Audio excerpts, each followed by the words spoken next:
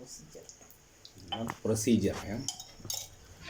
தோசைக்கல்ல அப்புறம் மலைச்சாரல் போல வெங்காயத்தை தூவணுமோ தூவி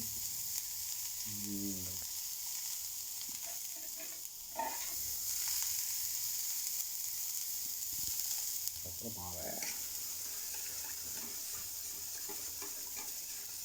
மாவு நல்ல தண்ணியாக தான் இருக்குது, ஆனாலும் தோசை நல்லா வருது.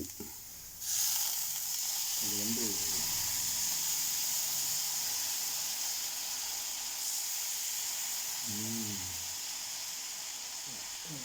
மாவு தனியாக தான் இருக்கும். கேப்பை ஃபில்லப் பண்ணணும். கேப்பெல்லாம் ஓகே தான்.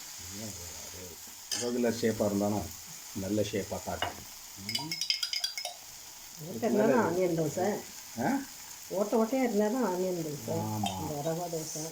ஓஹோ, நெய் தாராளமாக துளை துளையாக இருக்கணும். ஆனியன்